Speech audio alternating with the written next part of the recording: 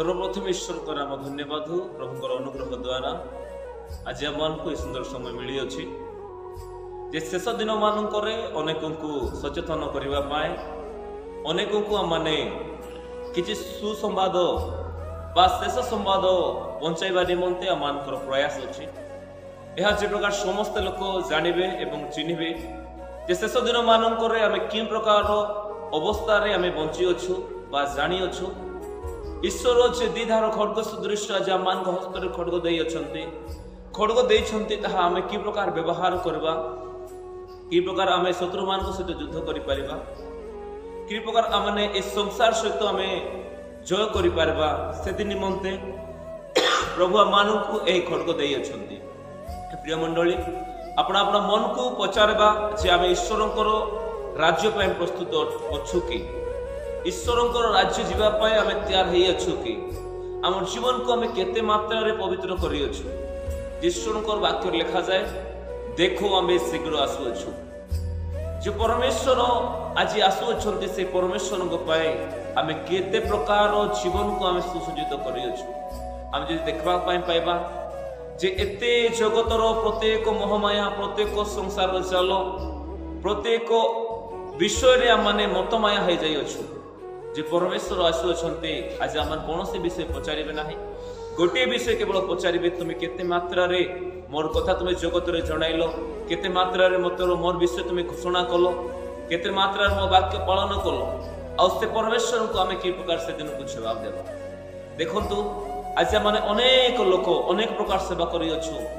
के राम सेवा करूछे के शिव सेवा करूछे किए अनेक ब्रह्मांड सेवा करुच्छे किए गणेश्वर सेवा करुच्छे किए तो आज गछ को सेवा करुच्छे किए अनेक को आज बौद्ध को सेवा करुच्छी आज अनेक प्रभु मान सेवा करुछंती निजको आज सत्यता को लोक माने चिन्ह पार नहांती मात्र ए प्रकार दिन आसुअछि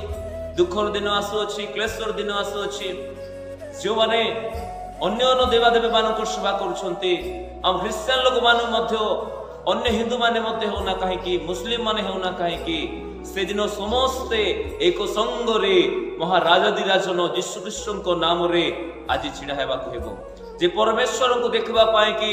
जाके हम ईश्वर को वाक्य लिखिबा से परमेश्वर को सम्मुख रे हमें किरकार छिड़ा हेबा जाके लिखा जाई अछि प्रकाशित वाक्य को पर्व तार 14 पदरे पर लिखा जाए ताहांकर मस्तक ओ केश हिमतुल्य शुभ्रलम परि शुक्ल वस्त्र शुक्ल वर्ण आउ ताहांकर चक्षु प्रज्वलित अग्निशिखा सदृश ताहांकर मस्तक केश हिमतुल्य जो परमेश्वर केश कि हिमतुल्य अटे बा शुक्ल परिहित अटे ताहा जे प्रकार परमेश्वर आसुअछन्ति से राजाधिराजन आउ ताहांकर पाद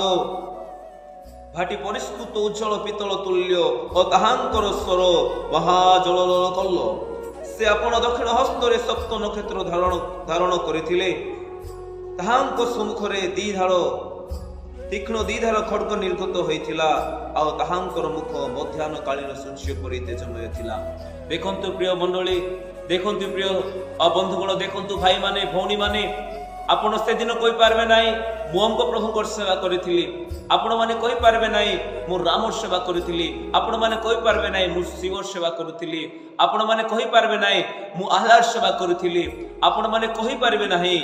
जे मु अमुक प्रभु को सेवा करिथिली से दिन क्यों प्रभु क्यों ईश्वर क्यों भगवान मध्य नथिबे मात्र एकमात्र राजा एक राजा जे प्रभु का प्रभु से जीवित मानक मध्य उठी अछंती एकमात्र यीशु ख्रीष्ट सम्मुख रे आमे उभाइबु आ से दिन ए प्रकार दिन थिबो जे प्रभु मु आपण को जानि छिले आपण को सेवा करिथिली प्रभु आपण को विषय मु सुनिथिले आपण को ठारे मु आराधना करिथांती मात्र से दिन आम पाखरे समय नथिबो से दिन ए प्रकार समय थिबो जे माने केवल क्रंदन करबार समय थिबो से दिन ए प्रकार समय थिबो आम निजकु धाइबार समय थिबो से दिन ए प्रकार समय थिबो जे हमर जीवन को स्ट्रांग करबा कथा तो दूरर कथा से दिन हमर भांगी के कांदिबार समय थिबो से दिन आपन को कहीं मध्य बंचाई पारिबे नहीं कारण समय सनिकट अटे आज आम देखा पाइबा जमनकर ख्रिस्टियन लोक माने मध्य अनेक पाप लिप्त अछंती बा लिप्त अछु ए प्रत्येक विषय को त्याग करिबा पाए ईश्वर को वाक्य मान को दिया जायछि तथापि आम सुधुरुनु कारण ईश्वर राज्य सन्निकट अटे से निमंते आम प्रतिदिन अति प्रत्युषरे आपण मान सकाल सुसंवाद आपण मान निमंते प्रेजेंट करबा। प्रभु जीवंत वाक्य द्वारा आम समस्त आशीर्वाद करंतु। आमेन।